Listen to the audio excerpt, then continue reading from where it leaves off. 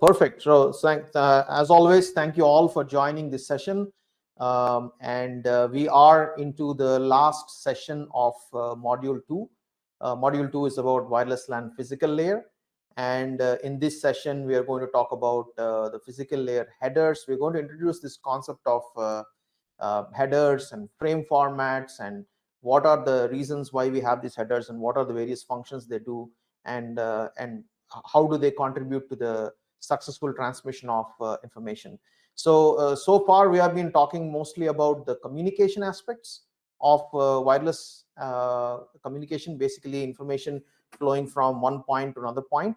But now we are slowly starting to get into the networking side of things, and we'll talk about what is the difference between basic communication and networking and all of that. So all of that we'll cover in this session.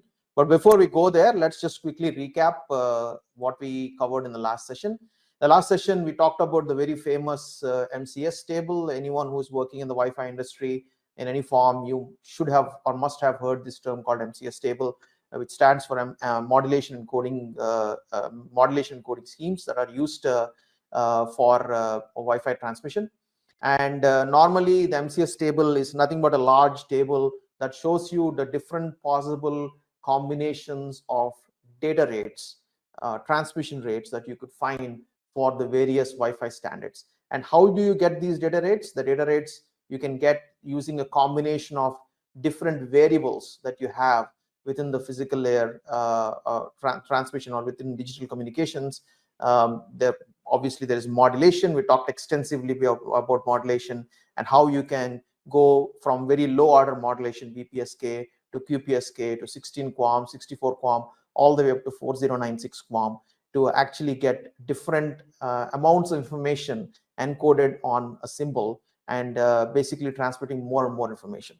We talked about coding is another variable where you can actually add some redundancy, and the more redundancy you add, the more overhead you had. So that variable you can change. You can change the variable, which is the bandwidth. We said that there is Wi-Fi transmission happens in various channel bandwidths. In the early stage, 2.4 gigahertz band was using 20 megahertz channels. When the 5 gigahertz band opened up, people started using channel bonding, and we started getting 40 megahertz.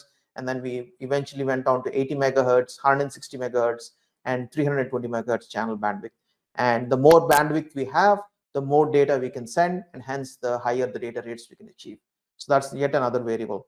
We talked about another variable, which is about spatial diversity, or what we also call as MIMO, or spatial streams. So you can have multiple antennas or multiple radio chains on an access point, and you will essentially be able to double or quadruple your throughput. So if you have 4x4 MIMO, 8x8 MIMO, 16x16 MIMO, and by increasing the number of radio chains and number of spatial streams, you can change that variable and increase the data rates in the MCS table.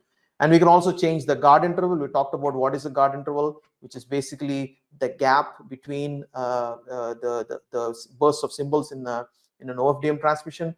We explained why guard interval is important and why there has to be gap to avoid intersymbol interference, or to avoid basically interference between bursts at the receive side. We explained that in some amount of detail. And the idea is that by varying these modulation, coding, channel bandwidth, number of spatial streams, guard interval, we end up getting all the different 5 data rates, and all these 5 data rates are listed in the MCS table. Anyone can look at this information and calculate what is the physical layer data rate that is possible. There is this website called mcsindex.com. We also have provided some references where you can actually go and look at the MCS table. And we also explained how these data rates are actually calculated by using these variables. And then we said, that is all great. These are all physical data rate or theoretical numbers basically at the physical layer. But what throughput can the user expect? Right? If the user is trying to stream video, or some form of, they want to run a speed test and measure what kind of data rates we can, or what kind of throughput you can get on the wireless link, how do you calculate that? And what we said was that the actual throughput that you would get on the link is far lesser than what is advertised in the box. We explained how you look at an access point and what's in the box, and how it says that it has a certain physical layer data rate, 1800 megabits per second, 2.4 gigabits per second, 6 gigabits per second. There are all these rates that are advertised on on the box when you buy these access points.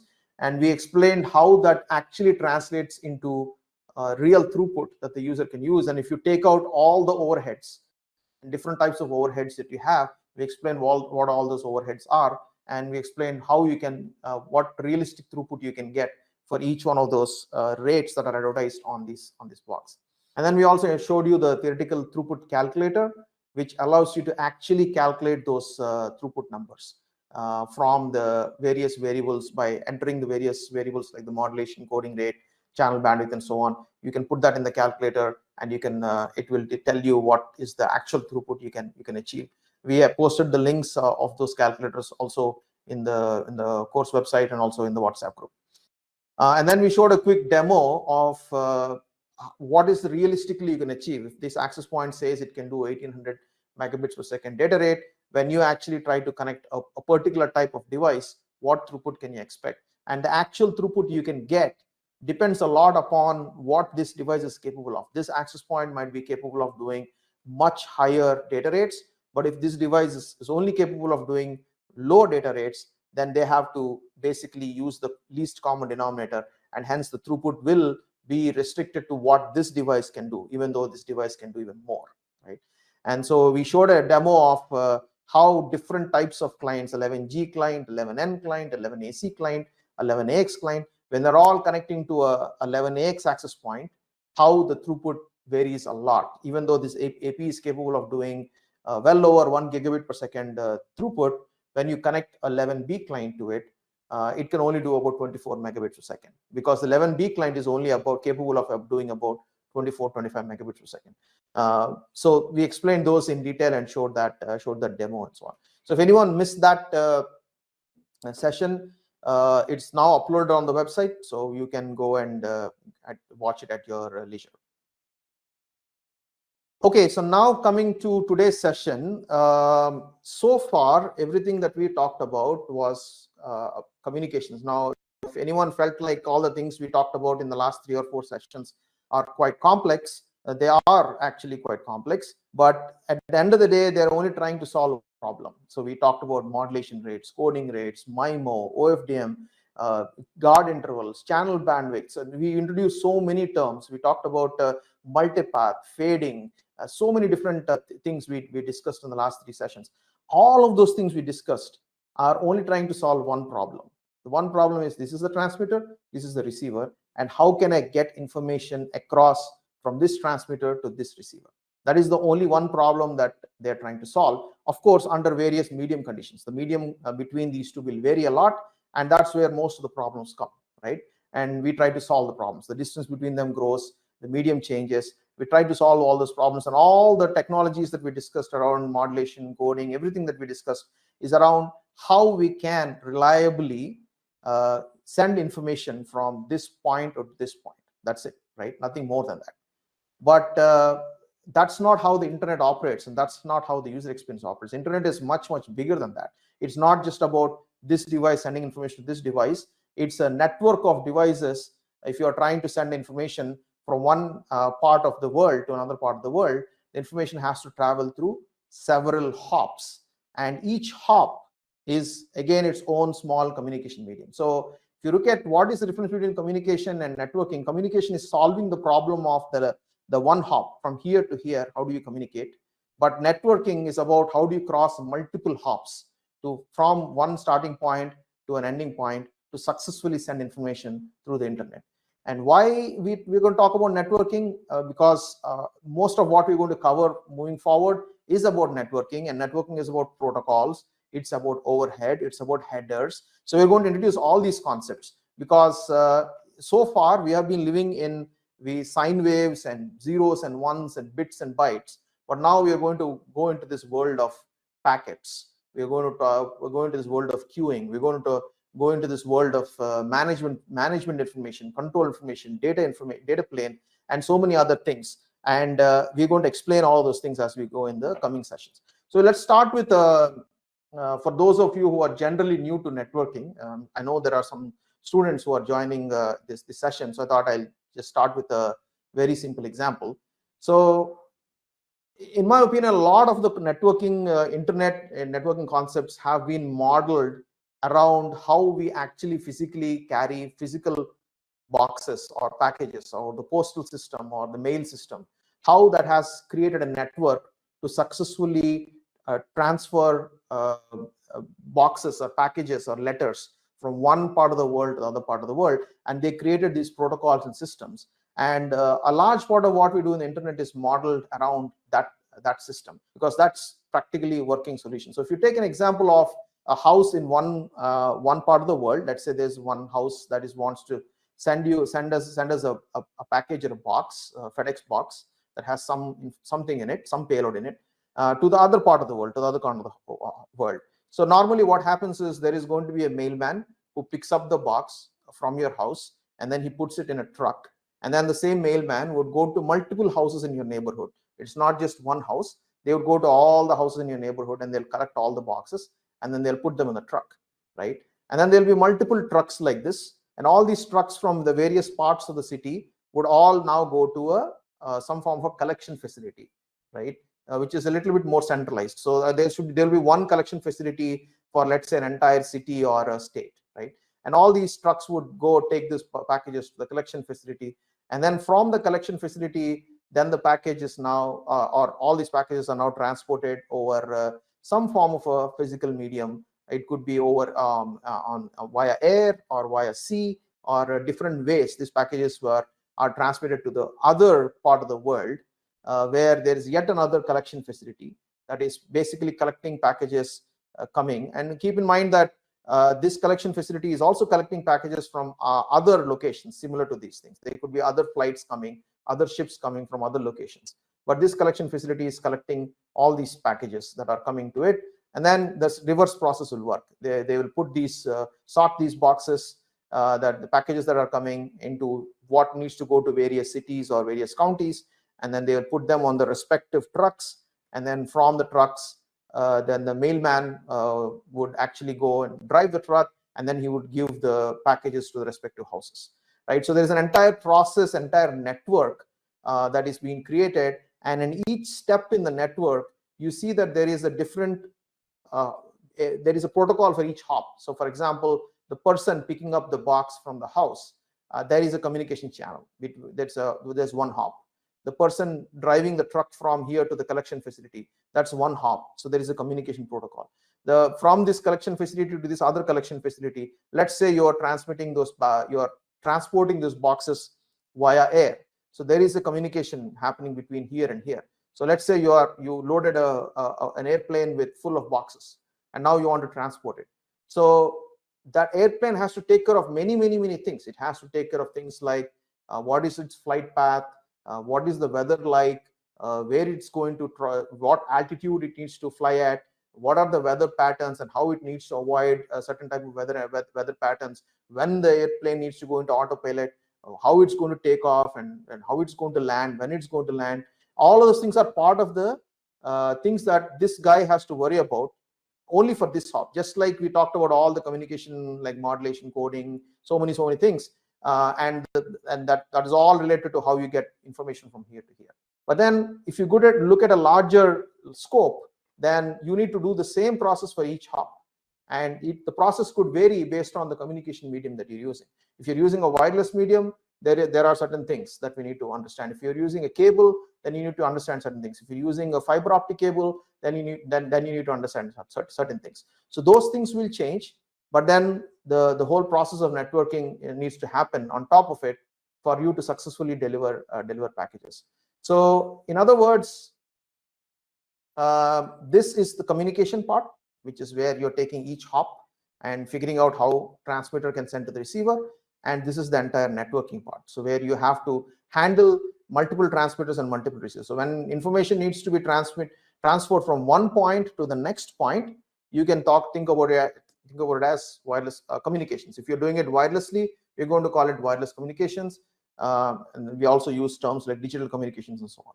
But when information needs to be transferred over several points or hops, and then we need to figure out how to network it, how to actually route it, right? And that's where a lot of the networking related things come out, right? This is just a kind of a simple example, right?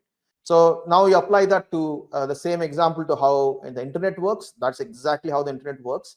you have all these sources of information similar to the houses. There's probably some form of equivalent of a mailman, like a local switch or a local area network that collects the information and then sends to the local router, and then the router will route the information to the next hop, and then from the next hop to the next hop, and then again it comes to the local area, and then it gets transmitted basically within the local area to the right destination. So it's very similar model. Now, of course, in this course, we are not going to talk about all these things. That's not the objective of this course. We're not going to talk about IP networking, routing, and all sorts of things. So those are all separate topics. We are going to, of course, focus on Wi-Fi.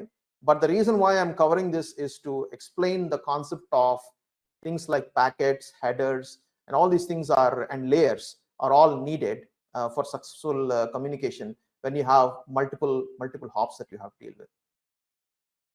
So there's another interesting point about, like, in networking, there is this concept of layers. Okay, so why do we need these layers? Again, I want to take a very simple example. For those of you who know this, of course, this may not be like super interesting, but hopefully the people who are new to this will understand it. So let's take a very simple example of like a ball of chocolate that you have, right? So that's what you want to consume or what you want to send to the end customer, to the other side.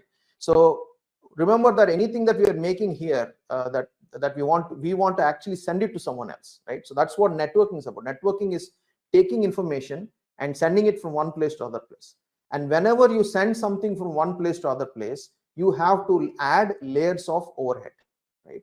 And if you look at this example, you want to basically make this ball of chocolate that is made in the factory, and then it's basically sent to the end user who sits in some other part of the world somewhere, right? So of course you cannot send it like this. You have to actually put a wrapper around it so that it is protected, right? In some ways, it doesn't melt, it's protected. So you put a wrapper on it and you add one layer, right? And then one layer creates some level of overhead. What is that overhead? It adds additional material for which there is cost, the wrapper and everything. It adds weight because we added additional materials, that's the additional weight. But that overhead is needed to actually protect that ball of chocolate. So you are okay with taking the overhead just because you want to successfully and safely transport that from one place to another place. And then you add another layer, which is basically a packing of this number of chocolates going into quantities of 10 or 12 in a box. And then again, you add another layer of overhead. You had a wrapper, you actually put it in a plastic case, and that adds weight, that adds cost, that adds volume. All of these things will be extra overhead. And then you say, okay, fine, we have this box. Now I need to somehow package it in such a way that I can transport it. So now you put it in this kind of a box which has many of these units. But then this box cannot be carried easily. So then you put it in a pallet. A pallet would have many other boxes like this that are all shrink wrapped, and so that it's easy to transport in and out of a truck. Again, you're adding overhead for a purpose, right? So you're adding shrink wrap, you're adding pallets, you're adding all these other things. Then you put that in a truck. Now that's an additional overhead because the truck needs to transport it. Now you have this vehicle that is actually transporting. So as you can see, they're adding layers and layers and layers of overhead just because you want to send this from safely from one place to another place. Now on the other side, when the truck goes to the receive side, now you unwrap the same thing. You take the pallets out of the box and you basically remove them, and then take these boxes and then unpack them, and then you get to the individual unit, and then finally the receiver would enjoy the payload of the chocolate, right? So if you look at each layer here, it has its own purpose, right? So this layer, of course, is we want to eat and enjoy it, and that's the payload. But then this layer, this overhead we added, is to protect it. Another layer of overhead we added is because we want to make it in a format that can be put on a store shelf. You cannot put units in this format in a store shelf. They need to be packaged in a different format. So of course, to be able to put it on a store shelf, you pack it in this way. But then you need to also store it in the factory or in the store inventory, right? Basically, in the store inventory, you need to basically store these boxes. So you cannot store them in this format. So you need to store them in this format. So that's the reason why you have these boxes. And then to transport, you need them in a different format. And then of course, we need the trucks to actually move the content. So every layer has its purpose in what it's doing, right? And that's how we come up with these networking layers, OSI layer. I'm not going to go in this detail, but that's how we have. If you look at OSI layers, we have physical layer, data link layer, network layer, transport layer, and so on. Every layer has its own purpose, and every layer adds overhead, just like what we saw with the example of the chocolate, right? Now, if you look at this particular diagram, that's just again a different representation of how the whole concept of networking works. So there is this client and there is a server. He wants to send information, and you can see at each layer, you're basically, this is your chocolate that is wrapped in basically in another header. So as you go down the layers, at every layer you had a header. So you take the application layer information, user data, and you add the application header, and this becomes data for the next layer. So you take basically for the presentation layer, the application layer information is a data, and then you add the presentation layer header, and then you go down here. Now this becomes data for the next layer. You add the session header, and like that, every layer, for the next layer, the layer before becomes data, and you add another wrapper under it, which is basically headers that adds overhead. And then you go down all the way to the physical layer, where it becomes a bit stream. By the time it gets to this here, this information is basically, now you have increased it by 20-30% or even more, and that's all overhead, right? And then you send the information on the other side, and then you do unwrapping, and that's the same process. Now, if you apply that to how networking works, and that's where you have TCP, you have TCP headers, and then you have the TCP information is actually becomes IP payload, and at IP level you have the IP header, and then the IP packet becomes Ethernet payload, and at the Ethernet level, layer 2, you have Ethernet headers, and then that becomes a wireless LAN payload, and at the wireless LAN level, you have wireless LAN headers, and then the wireless LAN packet or frame becomes the payload for the physical layer, and you add physical layer headers. So that's how the whole thing happens, right? Now, in today's session, we are only going to talk about the physical layer, and overall in this course, we are only going to focus on the bottom 2 layers. All these other layers are kind of out of the scope of this entire course, and we're going to talk about these two in a lot more detail. And today we'll talk about the physical layer headers, and then in the next sessions we'll talk about the MAC layer and so on. Okay, so now let's come to the Wi-Fi layers, right? So the Wi-Fi layers, if you look at the OSI model, again, as I said, we will use these 2 layers in the OSI model for Wi-Fi. And if you convert that into the IEEE model, the data link layer, which is layer 2, is normally referred to with 2 sub layers in the IEEE model. One is called the LLC layer, or the logical link control layer, and the other one is the medium access controller at the MAC layer. So again, in module 3, we'll go through this in a lot more detail. I mean, module 3 is, and even some of the other modules are all about MAC layer and a lot of things that happen in the MAC layer. So there's lots of fascinating technologies, protocols, so many different things there, and we'll talk about all of that. But if you look at the physical layer again has 2 sub layers as per the IEEE model. One is called the PLCP layer, or the physical layer convergence procedure, and another one is the PMD layer. The physical layer, the PLCP layer, is nothing but the layer where you actually add physical headers to the MAC packet, and then the PMD layer is the transmission layer, how you transmit the package basically over the air. Now, if you see how the encapsulation works, similar to the chocolate example that I gave, now you apply the same thing here. At the data link layer, you have something called as a MAC service data unit, or MSDU, which is nothing but your IP packet, layer 3 packet, right? So now you take the MSDU and you add the MAC layer headers, and you create what we call as the MAC protocol data unit, or MPDU, right? So these are some of the terms that we need to remember. We'll talk about that more in the next sessions. So MPDU is nothing but your layer 2 frame, right, or MAC layer frame. Now you take the MPDU and you actually put it as, and basically put it, and you add the physical layer headers, and that becomes the PPDU. Right? PPDU is basically the MPDU plus the physical layer headers, right? And then you have the PMD, which is just the bits that gets transmitted. So what is inside the PPDU, and what are the headers and all of that, we'll cover that in the next few slides. Okay, so this is another representation of the physical layer. So if you look at the physical layer, there's the PLCP sublayer and the PMD sublayer. The PLCP sublayer adds physical layer headers to MAC frames, including preamble and other information. The PMD layer sublayer is responsible for the transmission of the bits. Right?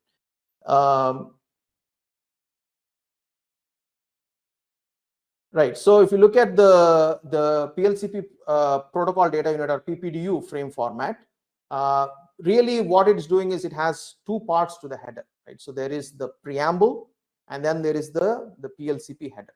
Right. And now there are different types of PPDU frame formats for different types of technologies that we have. Remember that we had a direct sequence spread spectrum, we have OFDM, we have different versions of OFDM, and for all of those things, these headers will change a little bit, right? There'll be slight variations in the headers. We're not going to go into all the details of what variation works for each type of technology, but we're going to fundamentally talk about what do you have in the header. So the header has really two parts. One is the preamble. We're going to talk about what the preamble is, and then it will have other elements in the header, which is called the PLCP header, basically. So let's talk about what is a preamble first. So preamble is nothing but basically it's a series of transmission criteria that indicate that we are preparing to transmit information. So you take an example of an ambulance as an example. So when you see an ambulance on the road, or when you hear an ambulance on the road, before even the ambulance comes closer to you, you would hear the siren.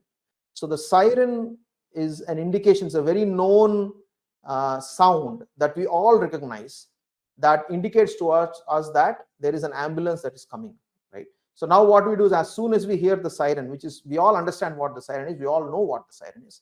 As soon as we hear that, we give way, right? So that the ambulance can pass quickly, right? So a preamble is something like that. It is basically a known set of information that is transmitted by the transmitter, and when the receiver sees that information, it knows that I need to prepare to receive the actual data. So before it sends the actual data, it sends a known set of information and says, as soon as the receiver sees the information, remember that between the transmitter and receiver, there is so many other, there is the medium. For example, you want to send signals from here to here. There are lots of other signals around. Maybe there is a Bluetooth headset here. Maybe there is some form of some other Zigbee protocol device here. And they're also transmitting signals. They're also transmitting waves. How do you know? How does this receiver know that there is actually a .11 frame, a Wi-Fi frame coming? And when it's actually seeing the energy and signals from all these other devices.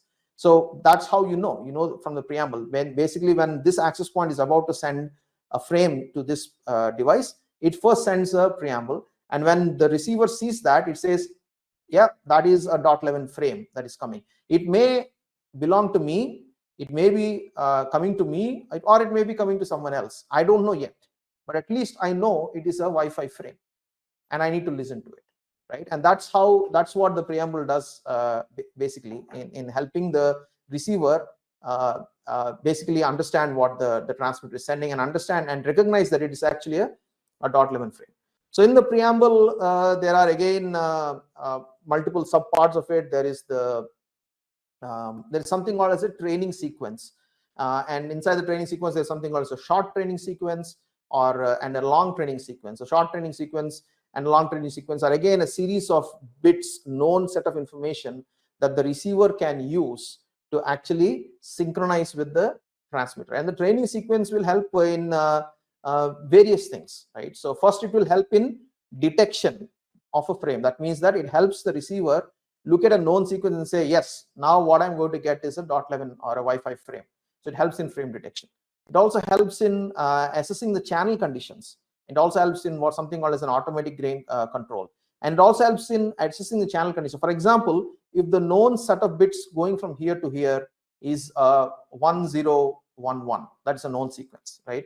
But the receiver received 1000, which means the last two bits of the sequence are errored, right? So now we know to some extent that, okay, there is a 50% error on the information that I received, and from that it can assess what the channel conditions are, and it can actually adapt to the channel condition. So in some ways, it is also used for channel estimation, estimating the channel conditions, and it is also used for synchronizing, because it's a known set of bits, and as you receive those bits, the receiver can basically synchronize with the transmitter.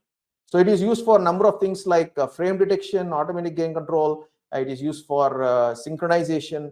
It is used for channel estimation, and it's also used for frequency offset estimation. It also will be able to identify how off the receiver is from the expected center frequency or the frequency in which it needs to transmit. So really, it's in some ways a known set of information that is sent for the transmitter and receiver to understand each other before they start communicating. So that's the main goal or main idea behind the preamble. I'm only explaining the concept.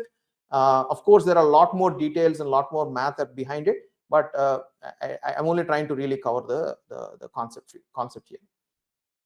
So if you look at the coming back to the PLCP header, again we said that there is the preamble, there is a long preamble, and then there is also what we call as a short preamble. And then the next part of the PLCP header is has these fields. It has a signal field. The signal field will tell you what type of modulation are we going to use in the payload that we are sending. So remember that this is the header, and after the header you have the payload. Now the payload is nothing but a series of bits that are modulated and using different modulation coding or coding mechanisms. So for example, we might be using QPSK to one half coding rate, QPSK modulation rate, right? For all the bits and bytes that are going in the payload. Now this header, the signal, will tell the receiver that from now on, all the bits and bytes you're receiving in the payload have been coded and modulated with this modulation rate and coding rate, so that the receiver can then take the information and say, okay, I'm going to demodulate or decode using the exact same rate because I know that it has been encoded using this rate, right? So that information is in the header. So for example, you can see that it's basically looks like it's a 1 byte sequence, and if you have this bit combination, then it represents 1 Mbps. If you have this bit combination, it represents 2 Mbps, and so on, right? And this is the very simple version.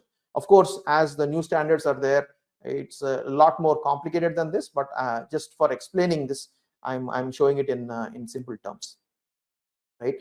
So so basically the PLCP header will have the signal field, and also there is also service field, and then there is a length field. The length field will tell you in microseconds how long this particular frame is going to be, right? And there is also a CRC, which is basically what is referred to as a cyclic redundancy check, or which is used for error checking, right? So these are all the various subfields in the PLCP header. So again, if you look at the overall PLCP header, there are two main things. There is the preamble that is used for various reasons that I just explained in the previous slide, and then there is also the signal fields, the service fields, the length field, the CRC field, and things like that are used to convey the information about the payload that you're going to receive. Now, that is the very simple version, right? So if you look at ABG, that's how the PPDU or the 5 protocol data unit look like. It has the basically the long the legacy. The L here stands for legacy training fields, and short training field and long training field. And then there is a signal field which has all the information that I was talking about. And then there is the protocol service data unit, and this is how the PPDU for ABG looked like, right? But as you came to 11N, it became more complex, and 11AC even more complex, 11AX even more complex, because more and more technologies got added. So when we came up with 11N, the concept of MIMO and other things got introduced, short guard intervals and space-time block coding and a number of other aggregation. All these things got added. All these new types of technologies and features got added in 11N. So some of the headers will have information about those fields, those things. When you came to 11AC, we have multi-user MIMO and all of that, right? So in that case, there is more fields about those particular features and settings, right? And as you went through the higher and higher standards, there are more fields for beamforming, for multi-user support, and many other things.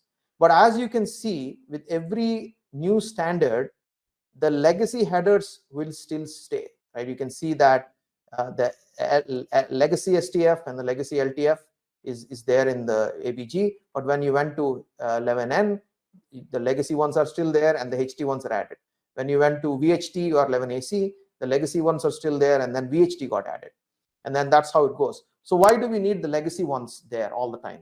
Because Wi-Fi is designed to be backward compatible. So every new version of the standard we have, the basic requirement is that that new standard extension has to be backward compatible with the previous standard, right? And hence the legacy fields are needed, so that when just to give you an example, if this is the 11 AC access point and he needs to send information and a .11 frame, and this is a 11 AC phone or a device, they can understand HT signal fields, VHT signal fields, and all of that. But what if there is another legacy device sitting in the same wireless LAN cell? That device will not be able to understand the HT signal fields, HT, STF, HT, LTF, and so on. So that will not be able to recognize this as a valid .11 frame. So in order for that device also to be able to recognize it, that is the reason why we need to add the legacy fields. In other words, we take the simple example of a classroom, assuming that the access point is a teacher, and then you have several devices that are students. Although this teacher can speak with this student in a local language, for example, let's say there is English, which is the common language that is spoken by everyone. And let's say this teacher wants to talk to the student in a local language, then he can say, dear class, I am now going to speak with this person in the local language, and he would say that in English so that everyone else would understand, right? And now they can back off and they can sit, and now these guys can communicate in the local language. So that is how you make it backward compatible, right? And that's what makes what we call as legacy protection, which we'll talk in more detail in the coming sections. And that's the reason why you have these fields. Now let's talk a little bit about the PMD layer, which one of the primary functions of that, the lowest layer, is basically what we call as clear channel assessment. So what is this clear channel assessment, and why do we need that? One of the things with Wi-Fi is, if you look at the cellular technology uses various multiple access mechanisms. So let's say you have 10 phones like this trying to connect to the cell tower.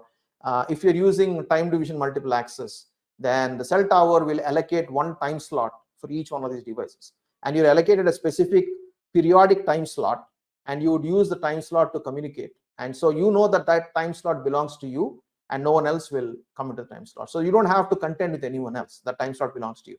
That's very simple, right? But Wi-Fi doesn't operate that way. Wi-Fi uses what we call as the shared medium. It's a shared medium technology. So it's basically a listen before you talk kind of mechanism. So because there is no time slots allocated and anyone can transmit at any time, they need to first follow this protocol. And first they need to listen before the talk. Similarly, in a classroom, if all the students have questions, and if they all try to ask the question at the same time, then the teacher cannot understand anything. So then what happens? One of the students raises their hand, and everyone else sees that this student has raised their hand, and so they will all stop. They will not initiate anything. And then the person who raised the hand will check that no one else has raised the hand, and then once they see that it's all clear, then they will talk, right? So that kind of protocol is implemented. And for that, you should be able to assess the channel. You should be able to look around everything and see that the channel is clear. And only then you can transmit. And that process of checking around to see that the channel is clear before you receive or before you transmit is called clear channel assessment, right? Especially because given that Wi-Fi is half duplex, it's even more important. What does half duplex mean? There is only one lane here. So for both directions, there are no two lanes for the car. So if you want to send a packet here from the access point to the station, then when he's sending that, the station has to wait. He cannot send anything. So basically, when the transmitter is transmitting, the receiver can only receive. He cannot transmit. So he has to wait. And then after he receives, then he can check that the medium is free, meaning after this car goes from here to here, then this car can check that there is no other car on the road, and then he can move, right? And especially because Wi-Fi is half duplex, clear channel assessment is even more important. So as I said, Wi-Fi uses listen before talk, and the physical carrier sensing or channel assessment has two main purposes. Okay, the first purpose is to check if the receiver has any information to receive. So this is the receiver, this is the transmitter. So this receiver is always checking to see if someone is sending anything to him. Okay, so he does assessment of the channel to check if someone is transmitting anything on the medium that he needs to receive. So that is one purpose. Okay, So it's to actually check if there is information it needs to receive, and so it assesses the channel for that reason. The second reason, or second important thing, is to check if the medium is busy before it can transmit. So if, let's say, he wants to transmit something, so now what he has to do is he has to check if the medium is busy before transmission. And so two purposes: to check if it has anything to receive, if it's in receive mode. If it wants to transmit, check if the medium is available for it to transmit. So those are the two things it has to do. So how does it do it? There are two different kind of numbers here, or kind of things here. One is called signal detect. Signal detect is the threshold of basically at what signal you can detect any RF energy where you actually consider it as useful information to look at. So in other words, the signal detect is saying that if your signal level is 4 dB above your noise level, and you're actually seeing a .11 preamble, a known set of sequence, then the receiver knows that there is actually some .11 information in the air, right, in the medium, and then it starts listening to that. So signal detect is a parameter that's used to check if the signal to noise ratio is at least there to a minimum level for it to be able to receive information, and is it actually seeing a known set of bits that represent the .11 preamble. The energy detect, on the other hand, or ED, is a threshold. It's basically above the signal detect. So if you see up to a certain point, if you see energy, and that energy could be any kind of energy, it's not just .11 energy, it could be anything. It could be some Bluetooth interference or something like that, and there is a threshold. And if it detects energy basically above the threshold, then the receiver is saying, okay, now there is some energy that is going to interfere with me. I am not supposed to then transmit.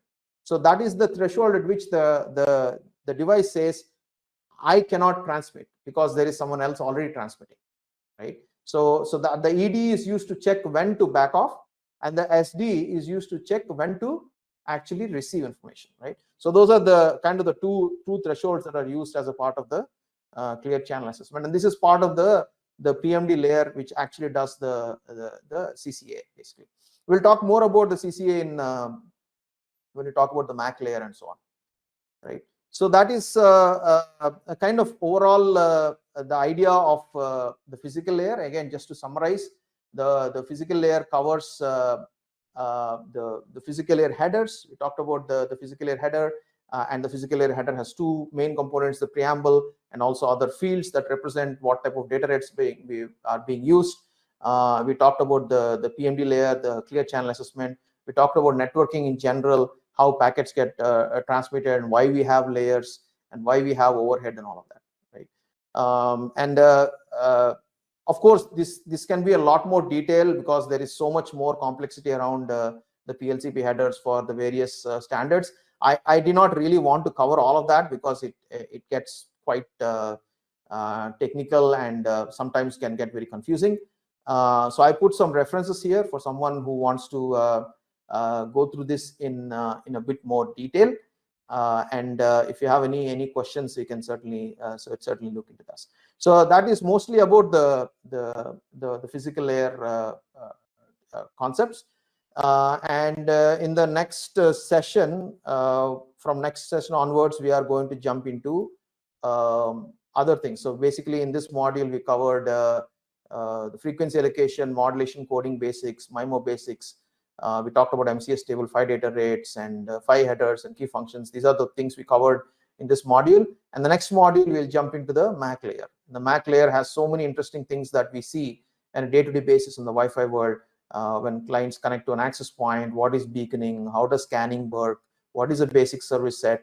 How does MAC framing works? What are the different types of management control data frames? And what are their functions? How does carrier sensing work? Random back-off interface spaces.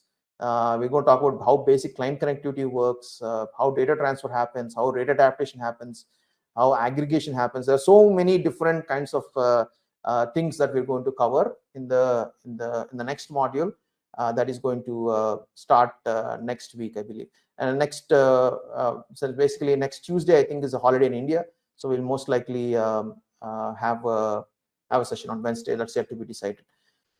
So so that's this. But before we end, I thought I'll show you basically a tool that is related to the physical layer. So there are a lot of, for those of you who are interested in looking at this in a practical way, you can actually find a lot of Wi-Fi analyzer tools that are available. Some of them are free, some of them are paid. They are supported in various operating systems. This is one of them that we downloaded. The user interface was really cool. But what is this tool doing? This is basically a piece of software that is sitting on my laptop, and actually it is reading information from my wireless LAN radio on my laptop right now, right? And it is monitoring what's happening across various frequency channels. So a lot of the concepts that we talked about, you can see here, right? So if you see here, this software is actually reading all the Wi-Fi routers that are in this particular area, and it's telling you information about what kind of signal strength we are seeing from all the various Wi-Fi routers in this area. Remember the term RSSI? We talked about RSSI. You can see the RSSI here. Minus 87 dBm is the RSSI from this particular Wi-Fi router in my physical location from my laptop, and that is shown as red, which means the signal is very weak, right? Maybe there is a better RSSI somewhere. Maybe there's one router that is close to me. It has minus 49 dBm RSSI. So now it's shown in green, right? It shows the information. So RSSI is one of the metrics that we discussed. SNR, remember we talked about SNR. I don't think this tool is able to actually measure the SNR. For us to be able to read the SNR, we need more complex and more sophisticated tools to actually do that. This is a fairly basic tool, and so you can that part is not provided here. We talked about the channels, so you can see that this particular Wi-Fi router is actually doing channel bonding, and it is combining 4 5 gigahertz channels to get to like 80 megahertz channel bandwidth. So these are all each 20 megahertz wide, 149, 153, 157, 161. So it added 4 channels and it got to 80 megahertz channel width in the 5 gigahertz band, right? So that information also this device is reading about each AP. We talked about all these things, what is channel bandwidth and all that. This is also reading information about what type of access point or router this is. This one supports 11A, 11N, 11AC. These are all the standards that we talked about in the last few sessions. That information is also it's reading. And it's also reading information about the MCS rates, which is converted into the PHY data rate. So this number is from the MCS table. And this number is again coming from a combination of modulation rate, coding rate, and so on. So this is most likely doing, I believe it's doing 2x2 MIMO, MCS 9 256 QAM modulation rate in 80 megahertz channel bandwidth. Then that combination will give you this physical data rate, which is 866 megabits per second, right? And some other, if you can see some other Wi-Fi routers, we even have some Wi-Fi routers that are much higher speeds. Some of them are 866, some of them are lower. Some of them are 11AC here that can do 1.7 gigabits per second. We should even have Wi-Fi 7 routers somewhere. I don't think they're showing up here. Okay, some of them are doing 2.2 gigabits per second. These are doing 11AX. So these are all the different Wi-Fi routers that this software is picking up from my laptop in my area. If you scroll down here, you can also see how the channel allocation is happening, right? This is across the 2.4 gigahertz.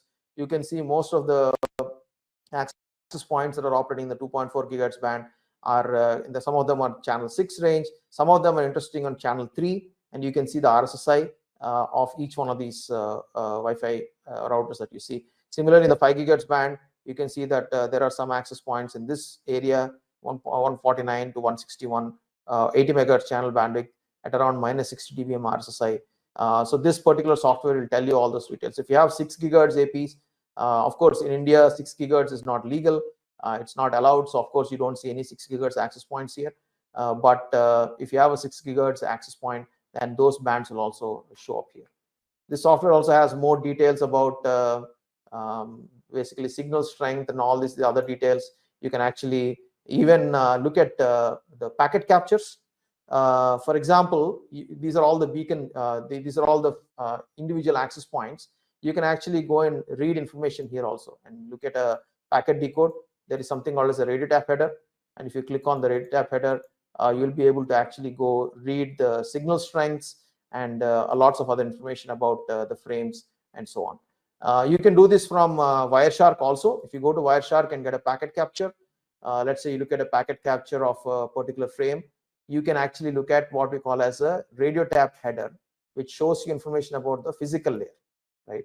So it shows information about various things related to the physical layer, like what kind of preamble it's using. We talked about preamble. This one is using short preamble. What PHY data rate it's using, what channel frequency it's using, signal strength. All this information can be read in the physical layer, right?